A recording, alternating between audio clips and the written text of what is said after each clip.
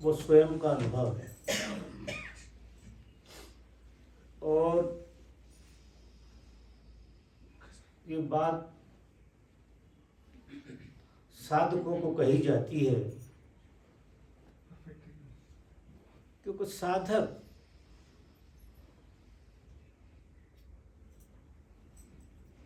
जिस अवस्था में अभी जी रहा है, उस अवस्था में नकारात्मकता को जीना संभव नहीं। सभी ध्यान की विधियां शुरू में हमारे भीतर की नकारात्मकता को बाहर फेंकती। डायनेमिक मेडिटेशन हुआ या नाद ब्रह्म हुआ या दूसरा कोई मेडिटेशन हुआ, ये नकारात्मकता को बाहर फेंकते हैं। और शुरू में साधक की जो परेशानी है वो नकारात्मकता ही तो है।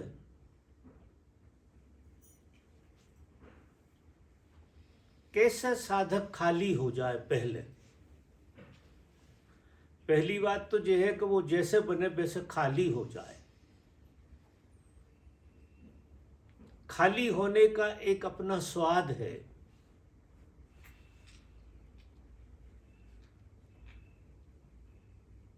आस्तिकता बोझ नहीं होती किसी के लिए।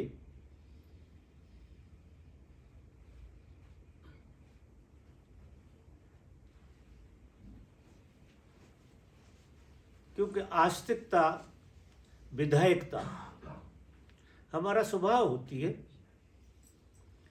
जिसे हम बड़े प्रेम से पचा लेते हैं। नकारात्मकता हमारा स्वभाव नहीं, तो हम उसे बाहर फेंकना चाहते हैं। स्वाभाविक रूप से ऐसा होता है।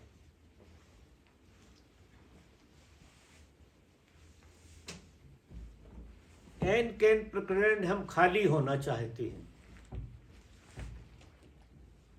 तो पहले साधक को जो नाद ब्रह्म में विधि कही गई है वही अपनाना चाहिए कि उसे खाली होना चाहिए नकारात्मकता से। तो उसे सारी नकारात्मकता फेंक देनी है और खाली हो जाना। एक बार आपको खाली होने का स्वाद आ गया कि इस दुनिया में मनुष्य के लिए सबसे अच्छी अनुभूति अगर कोई होती है तो वो खाली होने की होती है।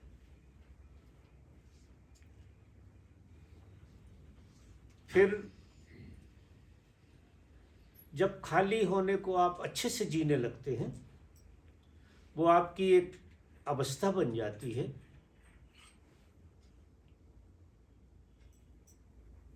इसके बाद जो अतीसा कहते हैं अब गियर बदल देना। खालीपन एक आग की तरह है। ये ऊर्जा एक आग की तरह हो जाती है आपके भीतर, जो नकारात्मक शक्ति को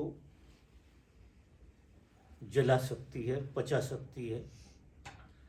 तो जब आप खाली हो जाएं तो फिर ये प्रयोग है जो अतीसा ने कहा है कि आप सबकी नेगेटिविटी ऐसे भाव करें कि सबकी नेगेटिविटी आपके भीतर समा जाए, आप गर्भ बन जाएं, अग्निकुंड बन जाएं और उस सारी एनर्जी को आप रूपांतरण करके बाहर लोगों में शेयर करें। ये अवस्था जब अवस्था बन जाती है तब की है। जब किसी साधक की अवस्था बहुत अच्छी हो जाती है तब ये प्रयोग करने जैसा है। और शुरू में तो हमको नाद ब्रह्म ध्यान का ही प्रयोग करना चाहिए कि नकारात्मक एनर्जी को हमें बाहर फेंकना चाहिए।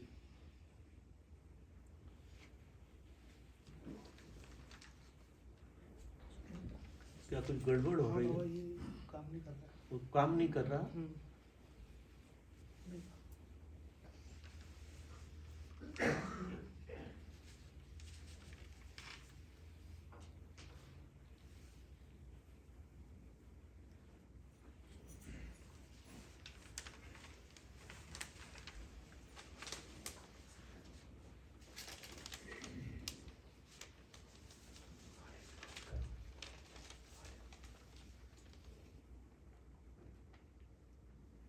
किसी मित्र का प्रश्न है? प्रणाम। इस साल 22 जनवरी को गहन प्रेम के भाव में कुछ विराट का अनुभव हुआ।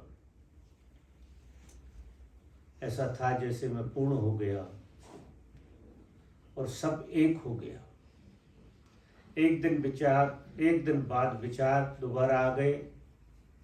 इसके बाद गहन पीड़ा शुरू हो गई। जीवन व्यर्थ लगने लगा। बाद में ओशो को सुनकर जाना कि यह सतोरी थी। वैसे तो मैं पात्र भी नहीं था, कभी सोचा भी नहीं था। इसके बाद मैंने ध्यान की ज़्यादा यात्रा शुरू की। लगातार ध्यान के बाद कुछ अच्छे अनुभव जरूर हुए, पर ऐसा हो गया जैसे मेरा हृदय केंद्र सूख ही गया। जिस हृदय केंद्र से मैं अक्सर जीता था वह मरुस्थल और बेजान हो गया। ध्यान और प्रेम की इस यात्रा में आने वाले पड़ाव एक दूसरे के विपरीत हैं, तो क्या एक मार्ग चुनकर यात्रा करनी चाहिए या दोनों को एक साथ लेकर चलना चाहिए? और सतोरी के बाद आगे की यात्रा कैसे होती है? मार्गदर्शन कीजिए। कोई प्रेम प्रदा करते हैं?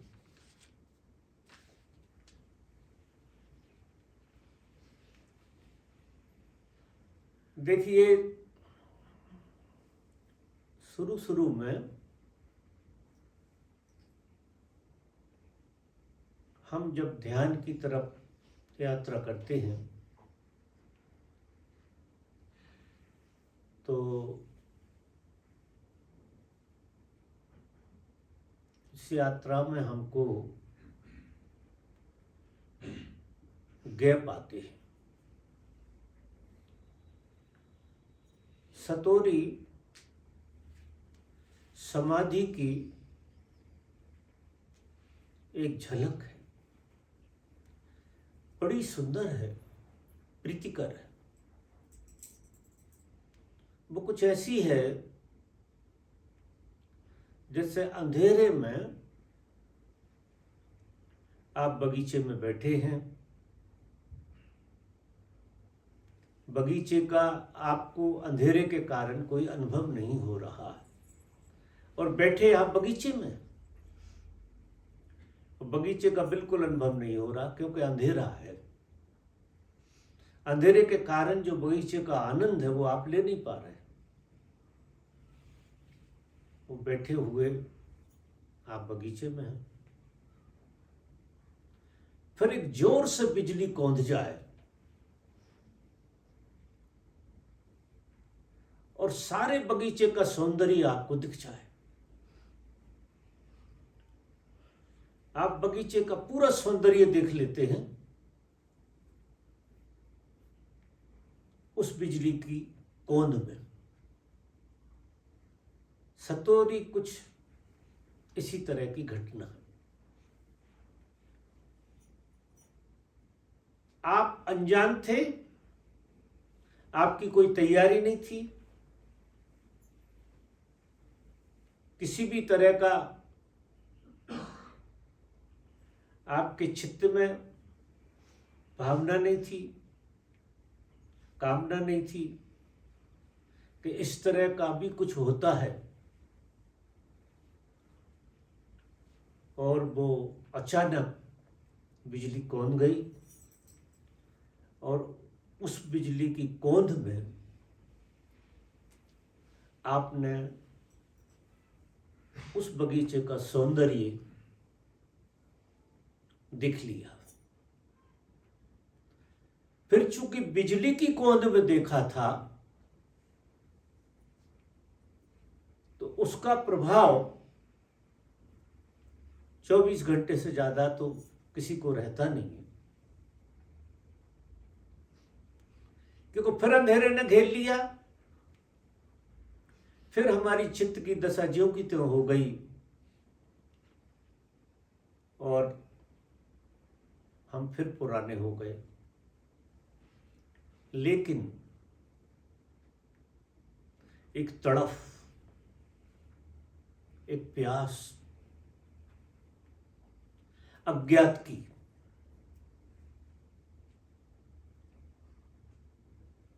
हम जिस बगीचे में बैठे हैं जो परमात्मा का बगीचा है, अभी भी सभी लोग, आप आश्चर्य करेंगे कि हम सब समाधि में ही बैठे हुए हैं, लेकिन चूंकि अंधेरे में बैठे हुए हैं तो समाधि का जो सौंदर्य है, हम परमात्मा में बैठे हैं और परमात्मा से अनभिज्ञ हैं और अद्भुत सौंदर्य में बैठे हुए हैं, क्योंकि परमात्मा अद्भुत सौंदर्य का नाम है। ऐसा सौंदर्य जिसकी कल्पना कोई भी मनुष्य नहीं कर सकता, क्योंकि वो बहुत ही अद्वितीय सौंदर्य है। अब आप उस सौंदर्य के अंदर बैठे हो और कभी इत्तेफाक से आपको उसकी झलक मिल जाए। जैसे किसी आदमी को जिस जगह पे बैठा हो, भीख मांग रहा हो और एक ऐसी झलक मिल जाए कि वो किसी खजाने पे बैठा है, बड़े खजाने पे बैठा है, उसको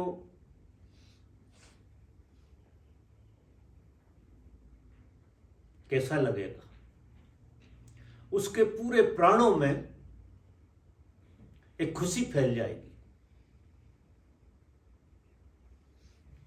लेकिन चीजें जब क्षणिक दिखाई देती हैं तो स्वप्न बनकर रह जाती है, शाश्वतता नहीं आती। हम जीवन में प्रत्येक चीज को शाश्वत बनाने की कोशिश करते हैं कि हर चीज शाश्वत हो जाए, जीवन शाश्वत हो जाए, प्रेम शाश्वत हो जाए, खुशी शाश्वत हो जाए, आनंद शाश्वत हो जाए, हमेशा बना रहे। ये सभी के मन में रहता है। लेकिन हम जिन चीजों को शाश्वत बनाना चाहते हैं वो शाश्वत होती ही नहीं है। शाश्वत केवल एक ही चीज हो सकती है, वो है समाधि, वो है परमात्मा का दर्शन, परमात्मा की कृपा, जो शाश्वत है ही।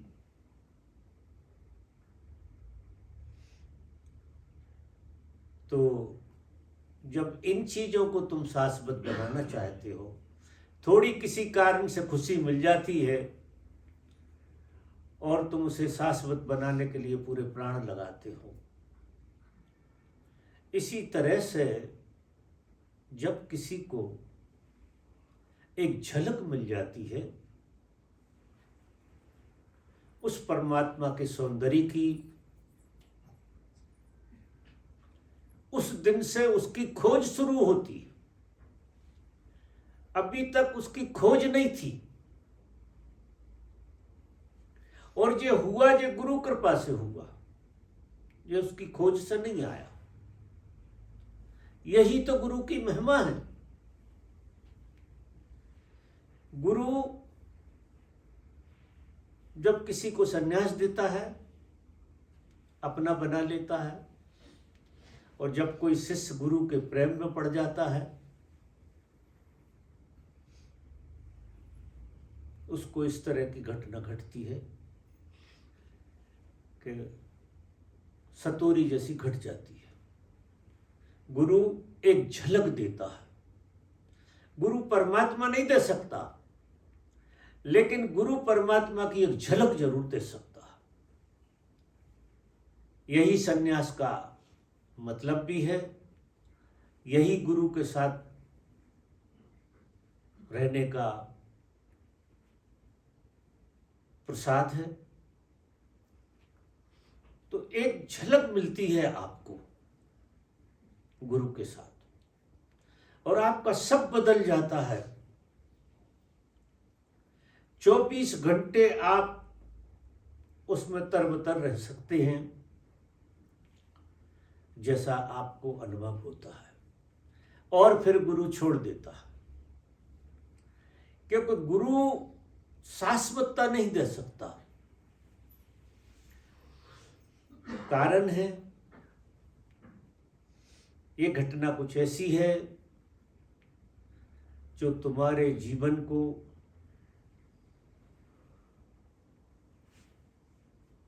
पूर्ण रूप से रूपांतरित करती है। लेकिन अगर ये झलक ना मिले तो कोई यात्रा कैसे करेगा? जब बिल्कुल अंधेरे में बैठा हुआ आदमी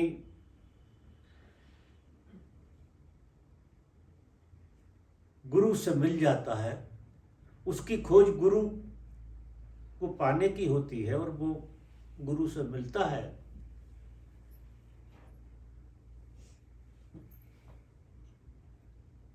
वो बड़ी अद्भुत बात होती है। कैसे ढूंढ लेता है गुरु के लिए शिष्य, और शिष्य के लिए गुरु। ये महाचमत्कारों में से एक चमत्कार घटता है। एक बार भगवान लेक्चर में कुछ कह रहे थे, जब कोई आदमी मेरी तरफ आता है तो मुझे महान आश्चर्य होता है कि ये कैसे घट गया, क्योंकि इस संसार का जो माया जाल है इतना जटिल है, इतना पेचीदा है कि कोई इस माया जाल में से निकल के गुरु तक पहुंच जाए, ये भी बड़ी बात है। ये बहुत बड़ी बात है। मेरे देखे आधी यात्रा उसकी पूरी हो जाती है जब वो किसी गुरु को ढूंढ लेता है और उस गुरु का संन्यास ग्रहण करता है। उसकी आधी यात्रा हो जाती है। फिर उसकी कृपा से ऐसी घटना घटती है जिसे सतोरी कहते हैं, और सतोरी एक प्यास देती है, अद्भुत प्यास देती है। दुख आदमी को जो अनुभव होता है वो सुख के कारण होता है। अगर आदमी के जीवन में कभी दुख हो ही ना, कभी सुख हो ही ना, तो वो दुखी नहीं हो सकता, और कभी दुख ना हो तो कभी सुख ही नहीं हो सकता। एक परस्पर विरोधी चीजें जीवन को चलाने को जुड़ी हुई। दुख हम इसलिए अनुभव करते हैं कि हमारे जीवन में सुख रहा है, उससे तोलते हैं। अगर सुख कभी ना रहा हो किसके जीवन में, ऐसा होता नहीं, तो वो दुखी नहीं होगा। जिसके जीवन में जितना ज्यादा सुख होगा उसके जीवन में दुख की प्रतीति भी उतनी ही ज्यादा होगी। लोग सुख के पीछे भागते हैं और दुख से भागते हैं, दुख से पीछा छुड़ाते हैं और सुख की तरफ भागते हैं। और किसी भी तरह का सुख दुख लाता है, क्योंकि वो क्षणिक होता है, खत्म हो जाता है। इसी तरह से समाधि में जो शाश्वत सुख मिलता है सिर्फ वही टिकता है। सतोरी में जो सुख मिलता है, पूरे प्राण खिल जाते हैं, सुख मिलता है, लेकिन उतना ही दुख का मुकाबला भी करना पड़ता है। तो वो जो दुख है वो हमें परमात्मा की याद से भरता है, क्योंकि तुमने कुछ सुख के ऐसे क्षण देख लिए, उसी की वजह से आपका हृदय सूख गया। जैसा वो कहते हैं कि मेरा हृदय सूख गया, मैं बिल्कुल दुखी हो गया। पहले तुम्हारा हृदय छोटी छोटी चीजों से राजी हो जाता था, सूख नहीं गया है। छोटी छोटी चीजों से राजी हो जाता था, छोटी छोटी चीजों से तुम आनंदित हो जाते थे, सुखी हो जाते थे। अब छोटी सब चीजें बेकार हो गई। जैसे शुरू में हम बच्चे थे, छोटे छोटे खिलौनों से बड़े सुखी हो जाते थे। फिर हम बड़े हो गए, बड़े हो गए तो हमें बड़े खिलौने चाहिए। छोटे खिलौने से हम राजी हो नहीं सकते। तुमने कोई बड़ा खिलौना देख लिया, अद्भुत, जिसने तुम्हारे प्राणों को झकझोर दिया। पूरे प्राण क्षण के लिए तो तृप्त हो गए कि शायद इसी क्षण के लिए हम जिंदा थे। सतोरी में ऐसा लगता है शायद हम पूर्ण हो गए, और हम जिंदा भी इसी बात के लिए थे। अब जिस बात के लिए तुम जिंदा थे उस बात का तुम्हें अनुभव हो जाए और वो अनुभव खो जाए, तो फिर आदमी की जो स्थिति है,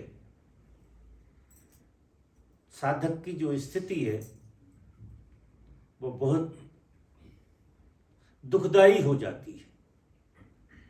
लेकिन ये दुख भी संसार जैसा नहीं, इस दुख में बड़ी मिठास भी बनी रहती है।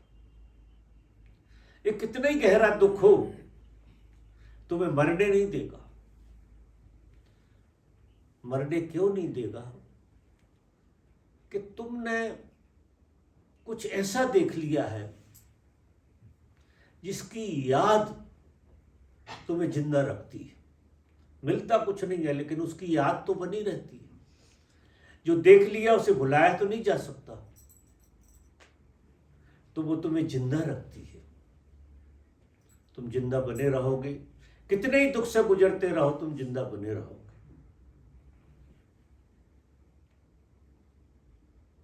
चूंकि ऐसी अवस्था के बाद सद्गुरु के प्रति एक धन्यवाद का भाव बना रहता है, क्योंकि ये सब अज्ञात हुआ था, तुम्हारे करे नहीं हुआ, ये अचानक हुआ। और जब चीजें अचानक होती हैं तो हमें धन्यवाद से भर देती हैं। कितने दुख के बीच में तुम रहो, तुम्हें इसका एहसास भी बना रहेगा और वो तुम्हें वापस यात्रा की तरफ ले जाएगा, भटकाएगा नहीं। यहां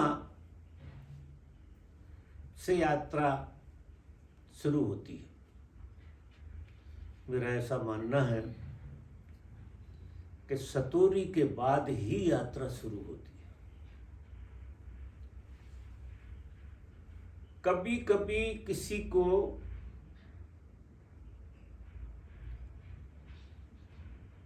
कई बार सतोरी घटती है, ऐसा भी होता है। जैसे कमजोर कोई आदमी होता है तो उसे उठाने के लिए कहीं से सहयोग मिलता है। ऐसा ही जो साधक कमजोर होता है और गुरु के प्रेम में होता है तो उसे सतोरियाँ बार बार भी घटती और खो जाती, उसको तैयार करते हैं। और सतोरी अगर जीवन में ना आई हो किसी के और समाधि घट जाए तो मेरा ऐसा मानना वो पागल हो जाएगा। इतनी खुशी है, इतना आनंद है, इतना सौंदर्य है कि वो उससे झिलेगा ही नहीं। तो गुरु की कृपा से सतोरी उसको एक भरोसा दिलाएगी और मजबूत बनाएगी। अगर तुम सतोरी को झेल गए तो समाधि को फिर तुम ठीक से, क्योंकि झलक तो तुमने देख ली थी उस पूर्ण की और उसे पचा भी लिया, तो फिर समाधि जब उतरेगी तो आप उसको उतरने देंगे, घबराएंगे नहीं। क्योंकि जितनी नकारात्मकता की शक्तियों से हम डरते हैं उसमें एक आस बनी रहती है कि ये नकारात्मकता तो चली जाएगी। लेकिन जब समाधि जैसी अवस्था जब आती है तो इसमें मन पूर्ण रूप से मरता है। 100 का 100% मन मर जाता है समाधि के प्रोसेस में। पहली बात तो समाधि घटती उसकी है जो मरने को राजी हो गया है। जो बिल्कुल मिटने को राजी हो गया उसको समाधि घटती है। जो उसी क्षण मिटने को राजी हो गया अहंकार की तरह, उसी को घटती है। और अगर उसका छोटा मोटा हिस्सा बचा भी है तो समाधि के सौंदर्य में सब लय हो जाता है, वो बचता नहीं है। फिर हमेशा के लिए उसकी जड़ें भी विदा हो जाती हैं। इसलिए गुरु शिष्य की यात्रा में सतोरियां आती रहती हैं, जाती रहती हैं। और गुरु पे अब यहाँ साधक ने पूछा है कि आगे क्या किया जाए।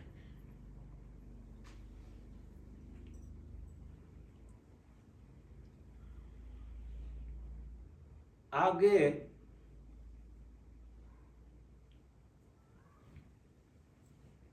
तुमको जो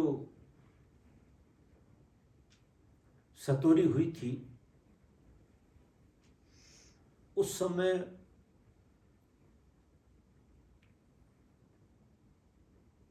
तुम्हारे अंदर गैप आया था।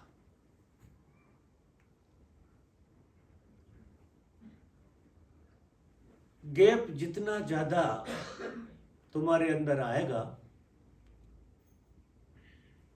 उतना तुम्हें इस तरह के अनुभवों का मौका मिलेगा। तो जितना बच सके उतना गैप को मूल्य देना है और सदगुरु के आशीर्वाद का इंतजार करना। इसमें दो बातें एक साथ करना पड़ती हैं कि करना भी पड़ता है और प्रतीक्षा, अनंत प्रतीक्षा, क्रियाएं हो रही है और अनंत प्रतीक्षा अगर आपकी है। अब आज के आज अगर समाधि मांगते हैं या आपको ऐसा लग रहा है कि इस जीवन में समाधि घट जाए, यही बाधा हो जाएगी। आपके अंदर गुरु का प्रेम हो और अनंत प्रतीक्षा, आप इतनी प्रतीक्षा से भरे हो कि जन्म लग जाए इस बात के लिए तो क्या बुराई। अगर मुझे 1000 जन्म लेना पड़े, जिसकी झलक मैंने देखी है, उसको प्राप्त करने के लिए 1000 जन्म लेना पड़े तो 1000 जन्म का कोई मतलब नहीं। इतनी प्रतीक्षा से भरा हुआ चित्त हो और गुरु के आदेश का पालन कर रहा हो। गुरु हमेशा ध्यान की बात करते हैं कि आपको ध्यान करना, बड़ी निष्ठा से, बड़े प्रेम से ध्यान करना है और अनंत प्रतीक्षा रखनी। तो साधक क्या करते हैं कि ध्यान तो कर लेते हैं लेकिन प्रतीक्षा उनसे बिल्कुल नहीं होती। अधैर्य इतना ज्यादा है कि उन्हें आज के आज समाधि चाहिए, जैसे भी हो मुझे समाधि घट जाए। अब ये हजारों जन्म ले जाएगी ये आदत, हजारों जन्म में समाधि नहीं घटेगी अगर प्रतीक्षा नहीं आई। अनंत प्रतीक्षा। मैंने एक कहानी सुनी है, वो सब हमेशा कहा करते थे कि नारद स्वर्गवास को जा रहे हैं भगवान के पास, स्वर्ग में जा रहे हैं भगवान के पास। कोई साधक रास्ते में तपस्या कर रहा है। उसने पूछा, आप कहाँ जा रहे हो नारद जी? तो उसने कहा, हम भगवान के पास जा रहे हैं स्वर्ग में। तो वो कहता है, आप सक्षम हैं, आप जा सकते हैं। मैं तो तपस्या कर रहा हूं उनकी याद में। तो उनसे पूछ लेना कि मेरा भी कोई समय आएगा कि मैं भगवान के पास पहुंचूंगा। तो कहा ठीक है। फिर थोड़ी दूर और गए तो एक दूसरे पेड़ के नीचे दूसरा साधक था। उसने भी यही प्रश्न पूछा और नारद ने यही उत्तर दिया।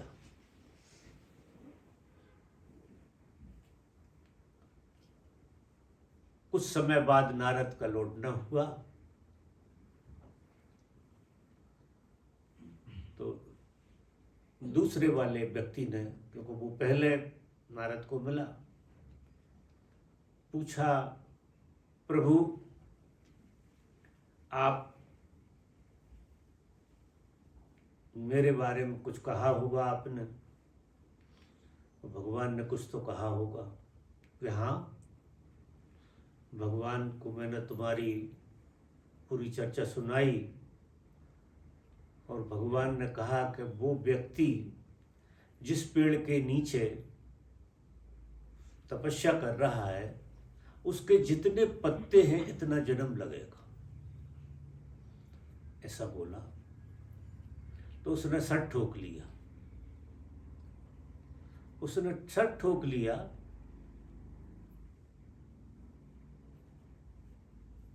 ये तो असंभव बात कह दी भगवान ने, अब मेरा तो कुछ नहीं हो सकता। और बड़े दुख और विषाद से भर गया, रोने लगा, चिल्लाने लगा। नारद ने कहा जैसा मुझे बताया था वैसा मैंने आपको बता दिया। फिर वो उधर से आए और दूसरे पेड़ के पास जो व्यक्ति खड़ा था, उस व्यक्ति ने भी वही बात पूछी कि प्रभु मेरी बात, तो उन्होंने कहा हाँ बिल्कुल तुम्हारी बात पहुंचा दी मैंने, और भगवान ने ऐसा कहा है। तो वो पीपल के पेड़ के नीचे था दूसरा वाला व्यक्ति। जब यही बात उनने उससे कही कि जितने इस पेड़ में पत्ते हैं वह उतने जन्म की बात है, फिर तुझे बुला लिया जाएगा। वो इतना खुश हुआ, इतना खुश हुआ। और बगल में इमली का पेड़ था, वो उसके नीचे पहुंच गया और डांस करने लगा कि मेरी बात सुन ली, मतलब मेरी दरखास्त लग गई। अब जन्म इतने लगे या इमली के पत्ते के बराबर, इससे क्या फर्क पड़ रहा?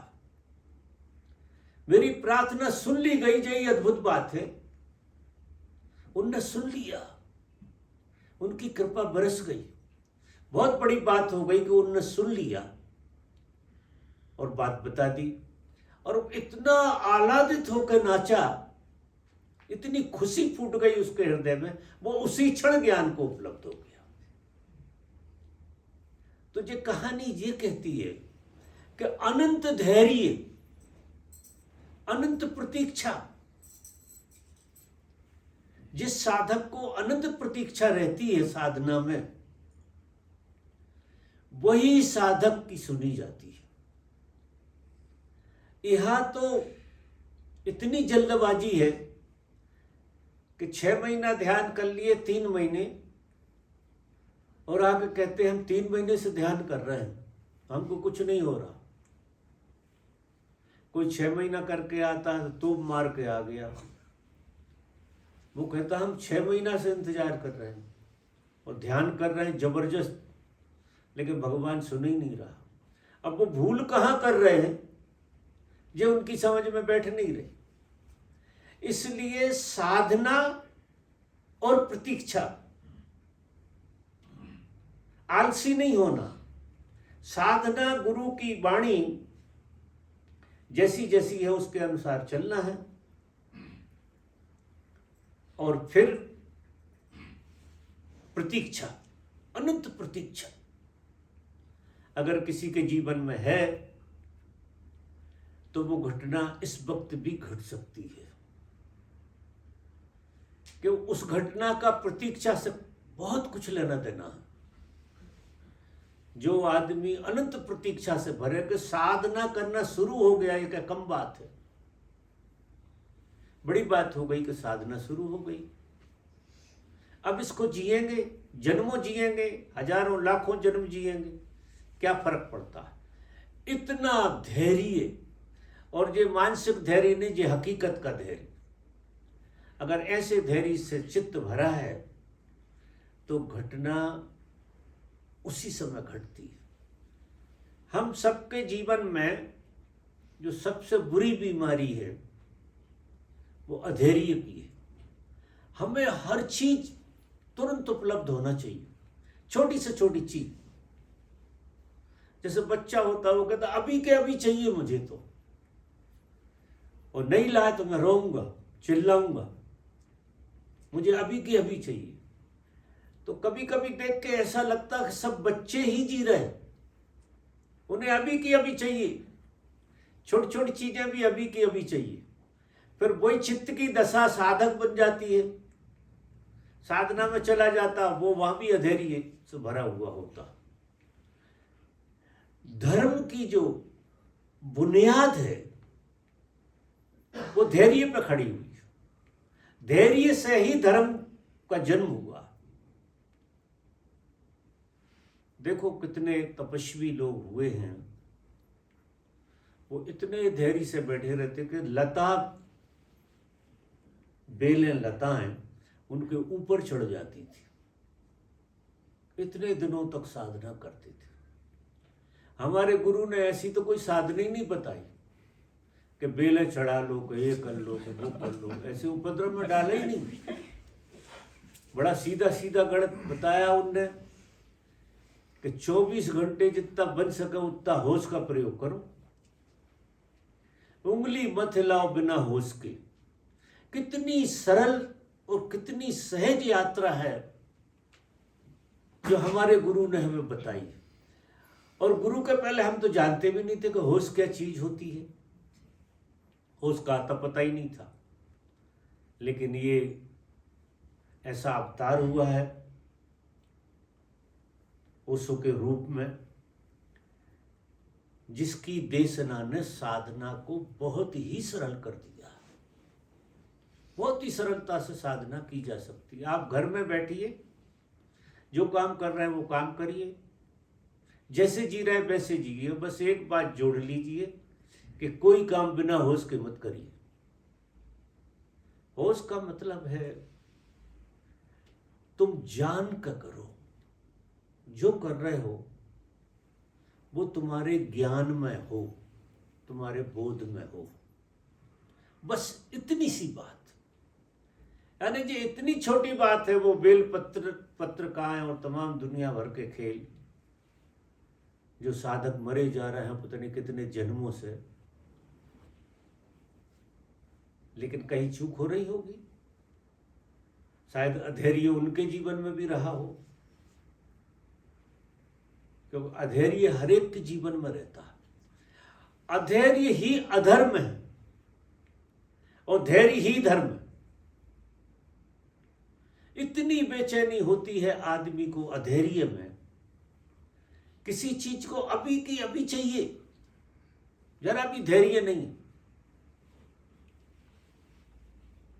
मुझसे किसी को मिलना होता है और मैं कह दूं कि कल मिलेंगे या परसों मिलेंगे, हालत खराब हो जाती है। परसों कोई आया था, रात में आया था 7-8 बजे, और सवेरे 10 बजे के पहले उसे मिलना था। उससे कहा गया कि ऐसा नहीं होता, तो 9:45 बजे उसने 10 बजे तक भी इंतजार नहीं किया कि एक बार तो दर्शन हो ही जाए, ऐसा भी नहीं किया, वो भाग गए। अब इतने अधैर्य से भरे चित्त हैं लोगों के, और धर्म की यात्रा पूरी धैर्य से भरी हुई। किसी को भी नाराज करना हो तो इतनी सी बात में नाराज हो जाता है कि 5 दिन आपका नंबर नहीं है। तो ऐसा हो जाता है। मेरे जीवन में भी ये घटना घटी। जब घटना के बाद मैं भगवान श्री के चरणों में पहुंचा,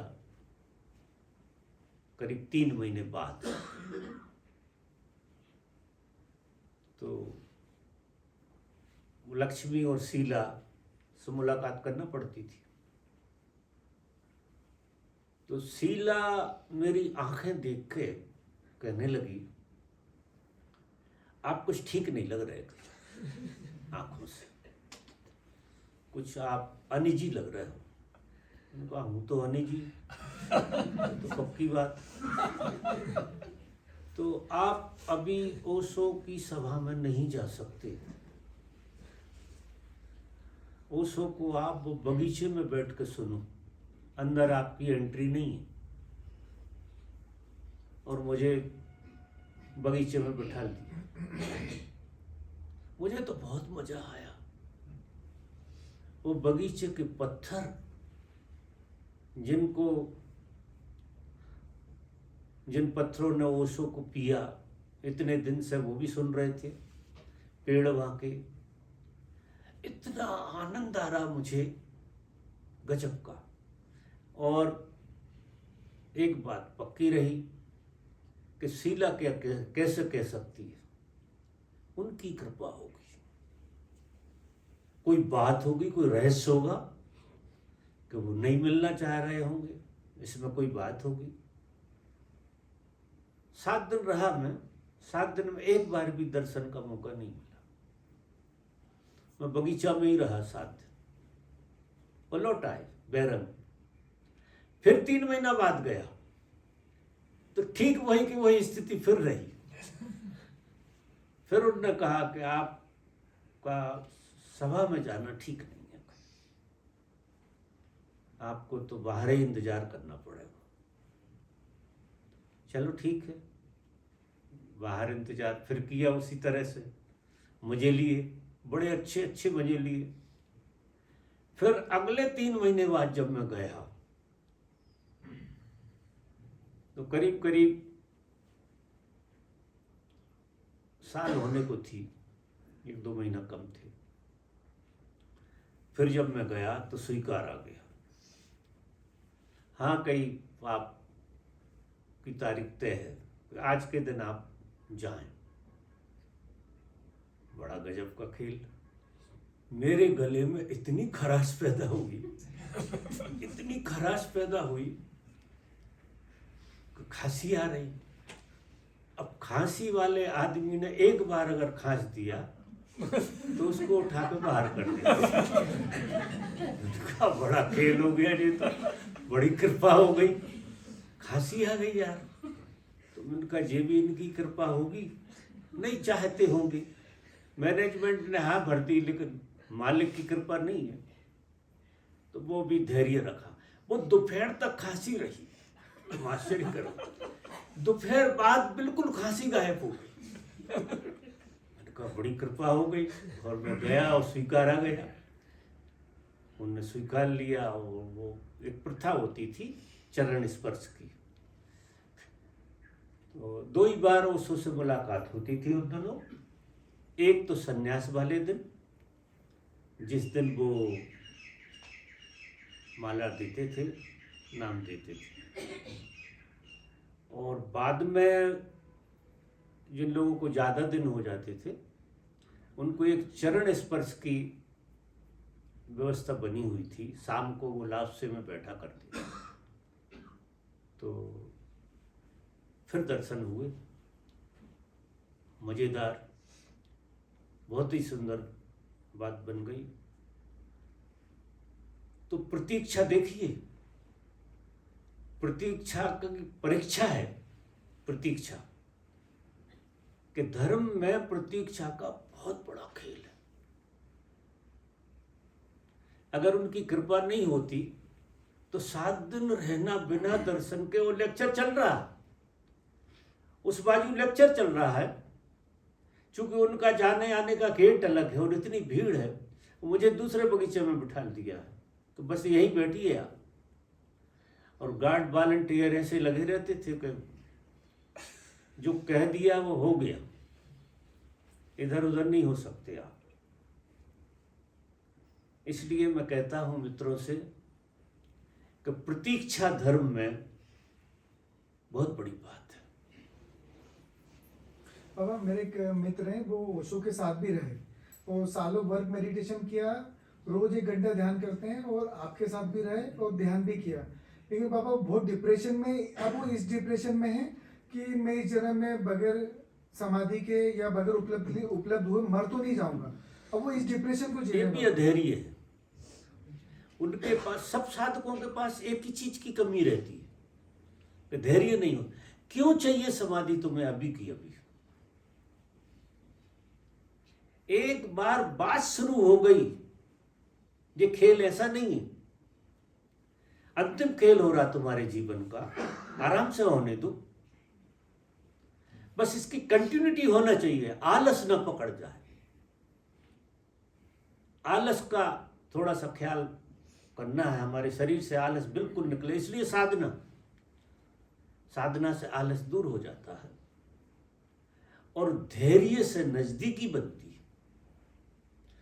हम जितने धैर्यपूर्ण होंगे उतने हम अपने नजदीक आएंगे। ये जरा खेल देखना। ध्यान में भी लोग बैठे, आज मैंने 2 घंटा बैठा दिया तो नीचे ऊपर हो गए हो। थोड़ा सा कभी कभी मैं धैर्य की परीक्षा लेता हूँ, 3-3 घंटे बिठा लेता हूँ। उन्हें पता नहीं होता कि आज 3 घंटे बैठने का है।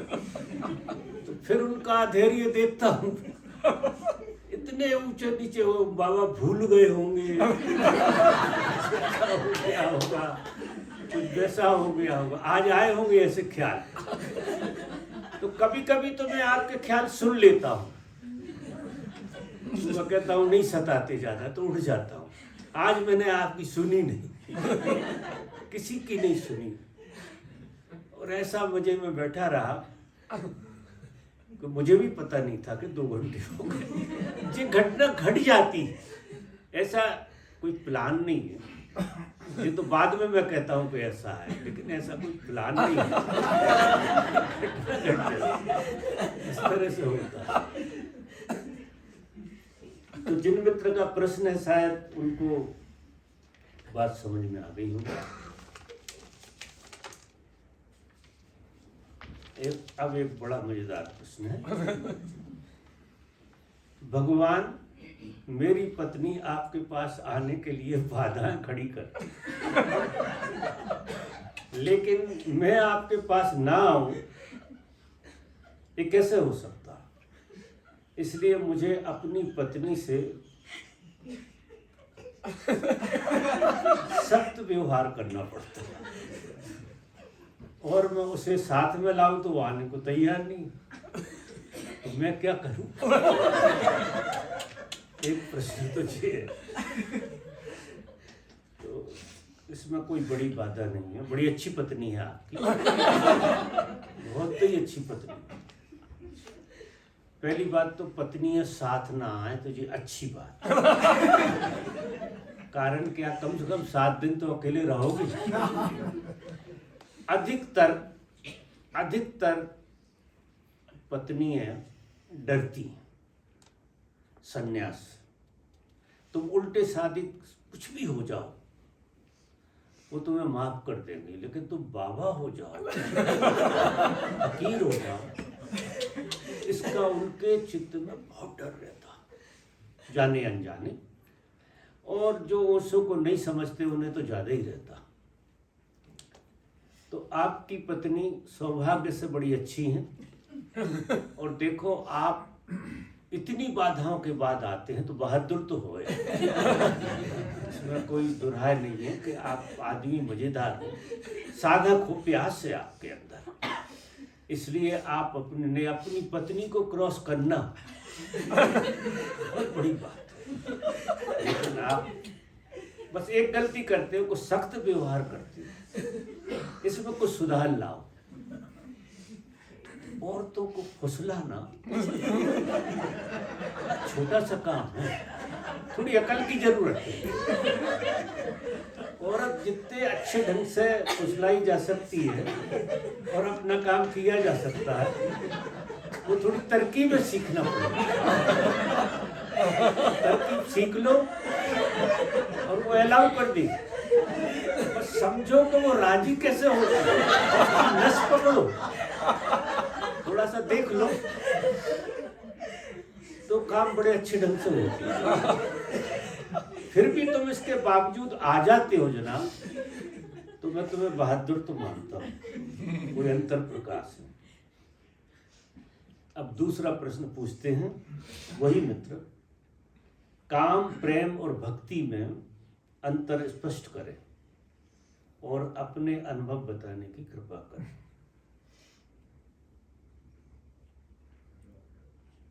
तीसरा प्रश्न है, आपके पास आना पारिवारिक जिम्मेदारी की वजह से हमेशा सुगम नहीं रहता और आपका सत्संग छोड़ना मेरे लिए कठिन होता है। क्या कोई ऐसा उपाय है जिससे कि मैं आपकी अशरीरी चेतना से संपर्क स्थापित कर सकूं और बिना प्रश्न किए आपके समाधान मिल सके? ये बहुत अच्छी बात पूछी है, बहुत ही अच्छी बात पूछी है। तो देखिए, काम, प्रेम और भक्ति, ये साधना के तीनों पड़ाव हैं। पहला पड़ाव है काम, जिसे हमें क्रॉस करना, जिसके ऊपर जाना। जे स्टोन माइल्स हैं उनको आपको क्रॉस करना, सीढ़ियाँ। लड़ना किसी चीज से नहीं है। देखो, किसी चीज से हमें अगर मुक्त होना है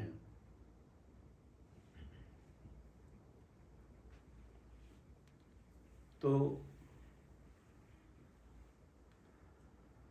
उसको बहुत गहरी प्रेम की दृष्टि से देखना शुरू करो। अगर काम से मुक्त होना है, काम, प्रेम, भक्ति ये ऊर्जा है, एक ही ऊर्जा है, उसके 3 रूप हैं। हम सब जो भी हैं मूल में ऊर्जा ने आकार लिए हैं, चाहे स्त्री हो चाहे पुरुष हो, ऊर्जा आकार ले लेती है। तो कोई पुरुष हो जाता, कोई स्त्री हो जाता। उसका पहला रूप प्रकृति में काम की तरह बन जाता है, ऊर्जा का। काम का संबंध हमारे पूरे शरीर से होता है। काम हमारे रेशे रेशे में भरा हुआ है।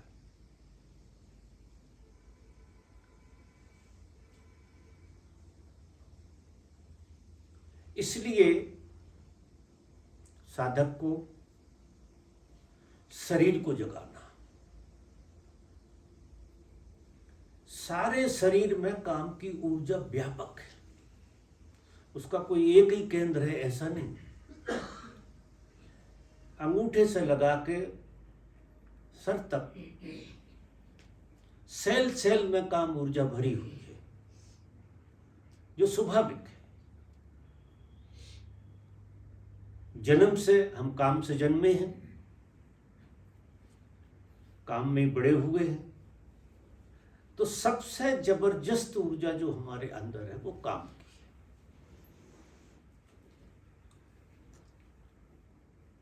काम सीधा दिखाई देता नहीं है, जब होता है, नहीं होता तो अदृश्य रहता है, हमारे शरीर में छुपा होता है। हमारे शरीर में वो प्रकट होता है और सो जाता है, प्रकट होता है और सो जाता है, ऐसा चलता रहता है, छुपा रहता है। लेकिन सारे शरीर को घेरे हुए है, नस नस में हमारी में काम ऊर्जा का खेल है। तो साधक को काम ऊर्जा को नहीं देखना, काम ऊर्जा का विस्तार कहां हो रहा है।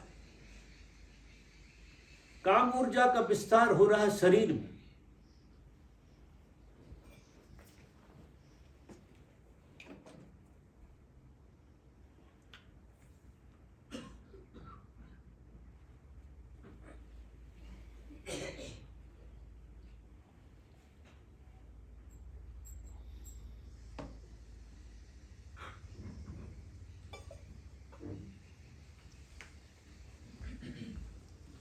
तो साधक को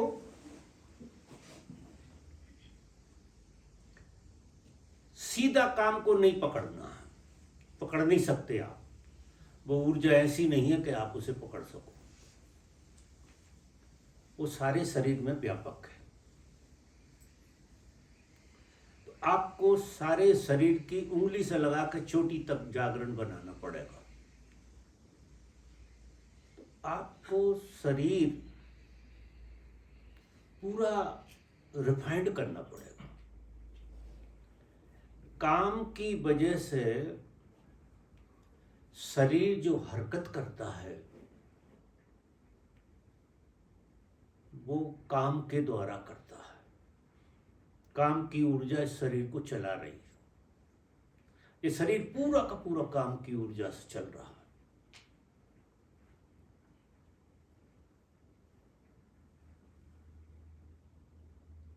अगर साधक धीरे धीरे शरीर के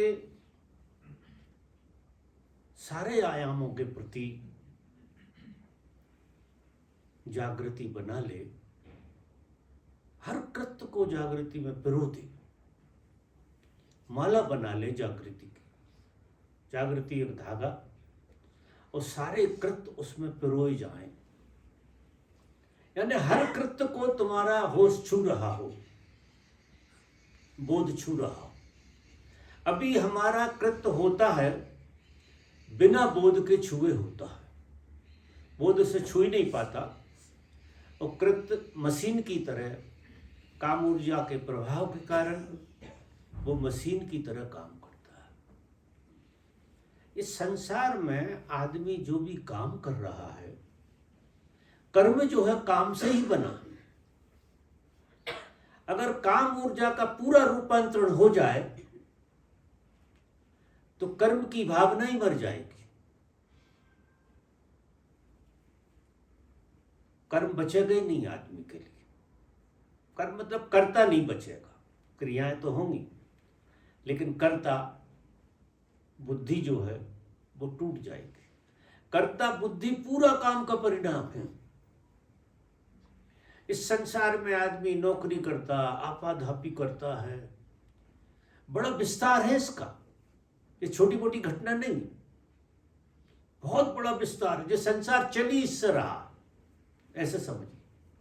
संसार की जितनी दुकानें चल रही हैं ये काम ऊर्जा की मेहरबानी है। ये सब दुकानें ठप हो जाएंगी, उस आदमी के लिए ठप हो जाती जिस आदमी की ऊर्जा रूपांतरित होने लगती, दूसरा आयाम पकड़ लेती। पहला पड़ाव है अनंत जन्मों में हम एक ही चक्र पे जिए हैं, शरीर पे। मूलाधार, मूलाधार है ना शरीर। शरीर का रेशा रेशा जब जाग जाता है तो काम ऊर्जा का रूपांतरण होता है, फिर ये बनती है प्रेम। काम ऊर्जा का रूपांतरण ही प्रेम ऊर्जा में होता है। अब संसार में क्या होता है, एक प्रकृति दत्त घटना घटती है कि काम ऊर्जा कभी प्रेम ऊर्जा की झलक देती है, कभी जो प्रेम जैसी अनुभव होती है। अकेली काम ऊर्जा रहती तो व्यक्ति थक जाता, काम ऊर्जा थका देती, क्योंकि वो काम ऊर्जा थकाती ही है। लेकिन जो किन्हीं क्षणों में प्रेम ऊर्जा में कन्वर्ट होती है, थोड़ी बहुत प्रकृति दत्त, और प्रेम हमें जीने का सहारा बन जाता है। तो साधक का क्या होता, साधक या संसारी जिसका भी क्या होता है कि कभी वो प्रेम में होता है और कभी वो काम में होता है। ये ऊर्जा उठती गिरती रहती है, उठती रहती है और गिरती रहती है। फिर बाबा कुछ लोग जो जिनको ज्यादा काम ऊर्जा होती है वो अपराध भाव से भर जाते हैं उस चीज के नहीं, लिए। वो तो मूर्ख है, वो उस विज्ञान को समझे ही नहीं। क्योंकि ऊर्जा से लड़ोगे तो हार जाओगे, ऊर्जा की निंदा करोगे तो हार जाओगे। ऊर्जा की ना निंदा करना है न लड़ना, ऊर्जा का सदुपयोग करना। क्योंकि जीवन में तुम्हारे में सिवा ऊर्जा के कुछ नहीं, और उसका पहला पड़ाव है काम ऊर्जा। इसके अलावा तुम्हारे पास कुछ नहीं। अगर सच पूछो तो तुम हो ही ऊर्जा, जिसका पहला पड़ाव काम। फिर जब चूंकि शरीर उसका घर है, शरीर में वो व्यापक है, शरीर उसका सहारा, तो यदि साधक शरीर के प्रति पूरा, शरीर के सभी आयामों में अभी जागृति आ जाए, एवं काम कृत्य में भी, वो तो बहुत बाद में आएगी। शरीर के हर कृत्य में जागृति बन जाए तो सारी ऊर्जा उसकी रूपांतरित होकर प्रेम में चली जाएगी, प्रेम बन जाएगी।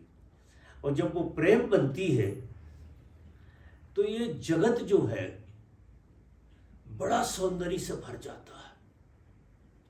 आप छोटे से फूल में इतना सौंदर्य देखने लगोगे, आप पूरी प्रकृति के प्रेम में पड़ जाओगे।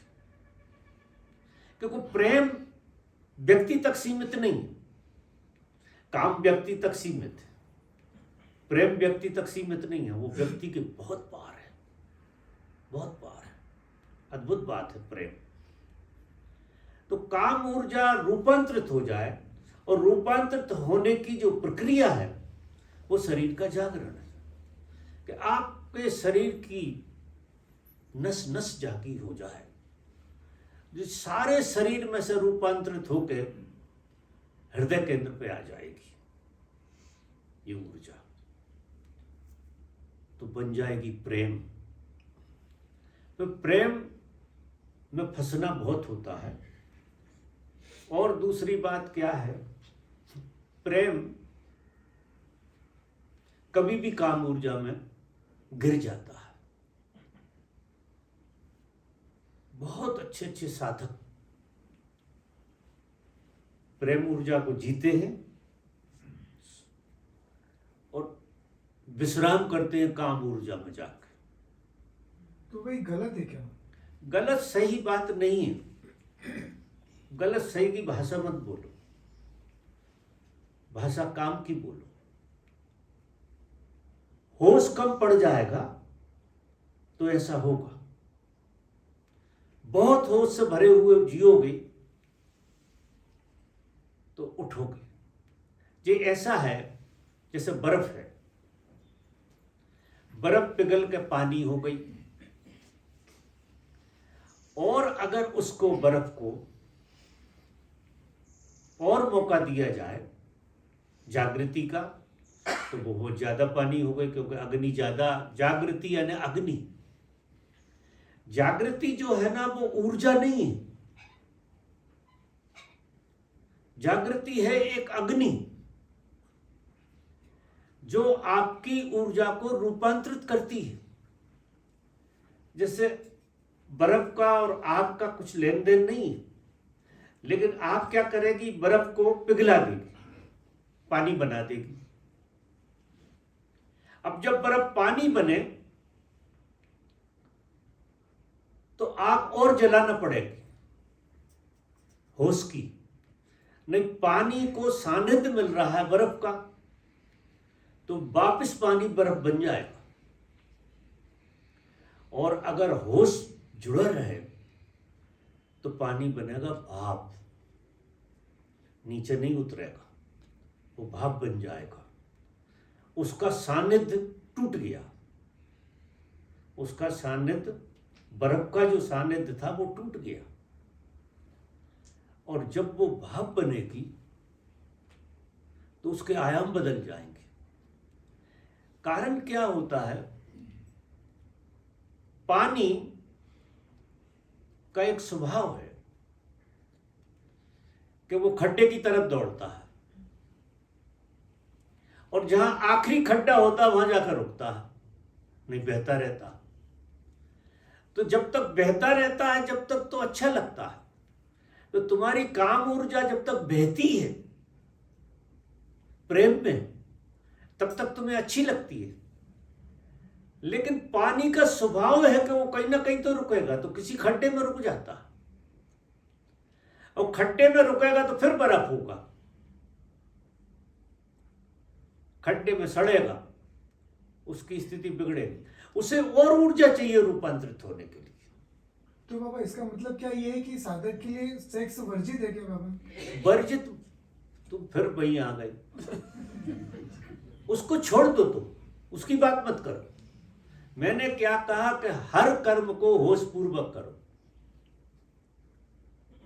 कोई भी क्रिया कर रहे हो, तुम ये हाथ उठा रहे हो, ये ऐसे नहीं उठना चाहिए, इसके पीछे तुम्हारा बोध होना चाहिए। बोध से उठे, बोध से गिरे, बोझ से देखो, बोझ से बोलो, इतने होशपूर्वक, क्योंकि ये यात्रा इतनी सरल नहीं है जितनी लगती है। सबसे कठिन साधना कराई है ओशो ने। वो सरल थी पेड़ के नीचे बैठना, बहुत सरल थी। आंख बंद करके सभी छोड़ छाड़ दो और बैठ जाओ, मक्खी भिनभिनाती रहा। वो बहुत सरल है। ये ओशो की साधना सबसे कठिन, क्योंकि इसमें निमिष नहीं लगता गिरने में। अब पानी को उठा के कैसे रखोगे? उसका स्वभाव फैलना, जरा से आड़े टेढ़े हुए फैल जाए, खड्डे में गिरे, जो उसका स्वभाव है।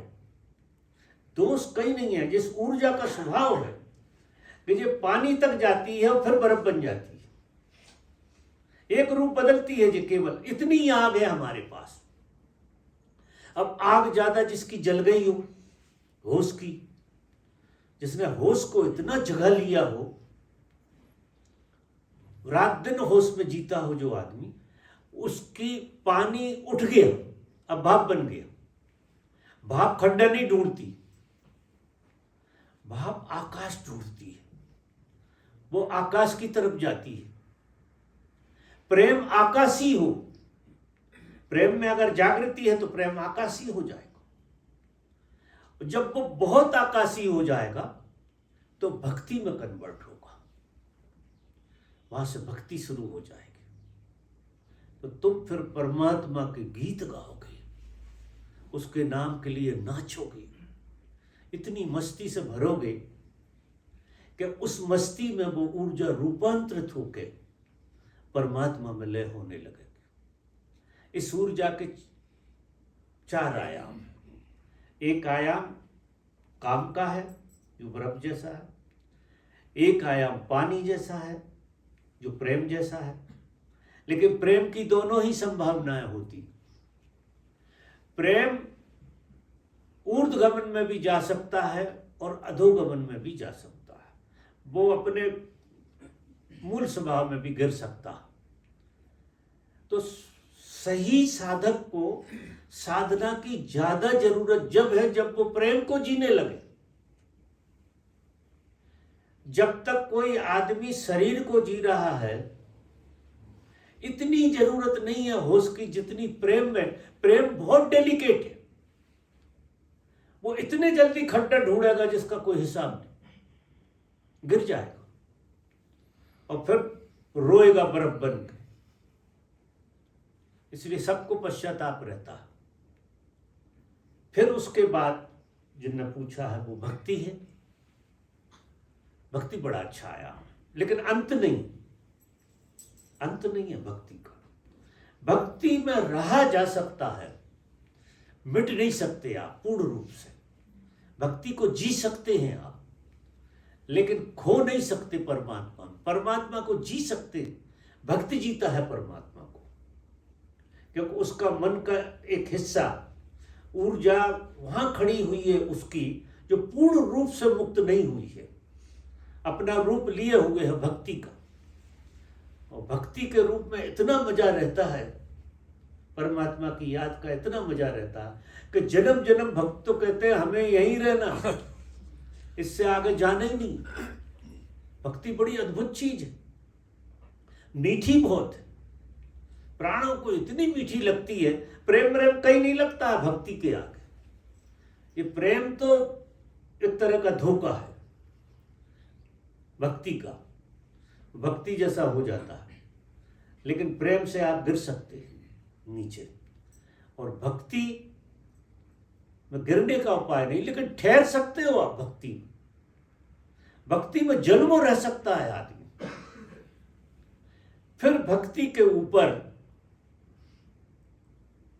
शून्यता है, परम ब्रह्म का स्वभाव है। आप रूपांतरित होकर परमात्मा हो जाते हैं। भक्ति के आयाम से एक छलांग आगे जाएंगे तो आप परमात्मा का आयाम हो जाएंगे। तो किन्हीं ने पूछा है कि ध्यान और भक्ति में से एक को क्या चुने। तो चाहे तुम भक्ति में जा रहे हो और चाहे तुम ज्ञान में जा रहे हो, होश की जरूरत दोनों में। तो तुम ना तो भक्ति को पकड़ो और ना ज्ञान को पकड़ो, तुम होश को पकड़ो। होश तुम्हें सब आयामों में से निकाल देगा और एक दिन जो शून्यता का आयाम है, जहाँ कुछ नहीं होता, वो एक गीत गाते हैं, ना जमी थी ना आसमान था, यहाँ तुम्हारे अलावा कुछ नहीं था, एक था तू ही तू। तो वहां तुम अकेले खड़े हो जाओगे, तुम ही बचोगे, तुम परमात्मा हो जाओगे। परमात्मा एक अनंत शून्यता है, अनंत शून्यता, और उसी में से ये सब प्रकट हो रहा है। ये प्रकट होता रहता है, डिसअपीयरिंग और अपीयरिंग चलती रहती है, और ये सारा का सारा परमात्मा में लय होता है, और सारा का सारा परमात्मा से ही आता रहता है। अब इसका प्रश्न का उत्तर नहीं दे सकता, ऐसा होता है जी कह सकता। अब इसका भी उत्तर पूछो तुम कि क्यों होता है, तो मैं भी चुप हो जाऊं। बस होता है, बाकी क्यों का कोई सवाल नहीं है वहां। और भी प्रश्न है उनका, लेकिन वे सारे प्रश्नों के जवाब आ ही गए करीब करीब। और मेरा प्रेम और आशीष तो सभी के लिए है ही, तुम बहुत मजे से जियो।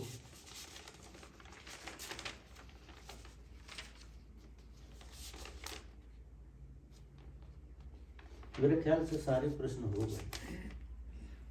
ये तो किसी ने भावपूर्ण नवन लिखा है, छोटी सी बच्ची है कोई शून्य बांस की तोमरी, तो मैं पढ़ के सब सुना देता हूँ इसके भाव, बाकी इसका कोई उत्तर नहीं होता। ये प्रेम का एक सुर है जो कभी कभी छिड़ जाता है। प्रेम ऐसी कविताएं भी करता है, सुर छुड़ जाते हैं। तो लिखा है, ये प्रेम की पाती है, यही है प्रार्थना मेरी, तेरे दरबार में बाबा मैं सब कुछ भूल जाती हूँ, तुझे मैं याद करती हूँ, खुशी से झूम जाती हूँ। करना चाहते तो हूँ मगर मैं कर ही नहीं पाती हूँ, करूँ कैसे मैं शुक्रिया, ये मैं समझ नहीं पाती। देती साथ नहीं बाणी, ना ही वो शब्द पाती हूँ, निरंतर बज रहे घुंघरू जो उसके कदमों की आहट में सुनती हूँ। ये पढ़कर प्रेम की पाती स्वयं को हैरान पाती हूँ। मेरी ये प्यास जगाने को, मेरी ये तड़प बढ़ाने बुलावा आता है, फिर भी उस सब चल रहा है लेकिन मैं जा नहीं पाती। हृदय में भाव भरा है, अश्रु बनकर बहता है, यही वो फूल है, हृदय में प्रेम के गीत हैं। अश्रु अपरंपार मिली है संपदा, पर बयां करूं कैसे, करूं मैं प्रार्थना सबसे, मुझे तुम माफ कर देना। मैं पागल हूँ दीवानी हूँ, समझ बस यही बाती है। अब तो कुछ भी पता नहीं क्या अंजाम मेरा होगा, डर तो लगता है लेकिन कहीं अब धूप नहीं पाती। मैं जैसा है नहीं कोई इतना ही समझ में पाती हूँ, यारी कर तो ली लेकिन निभाना तो नहीं आता। अब तो तुम ही निभाओगे समझ बस यही मैं पाती हूँ। साक्षी होने में होना, मैं होना उसी का होना था। नथिंग इज नथिंग भी मैं तो देख पाती हूँ। बिन घन परत फुहार पड़ गई बहुतों बार, अंतर स्नान भी होता रहा जाने कितनी बार। साक्षी तो द्वार है जहाँ न प्रकाश है न अंधकार है, तब ध्यान की भाव दशा का लेकर बैठूं। बहुत बढ़िया पत्रिका लिखी। अगर ये ऐसा ही इनके भीतर है तो मैं भी इनको शुक्रिया कहता हूँ। अभी सबके प्रश्न हो गए शायद, 6 बज गए।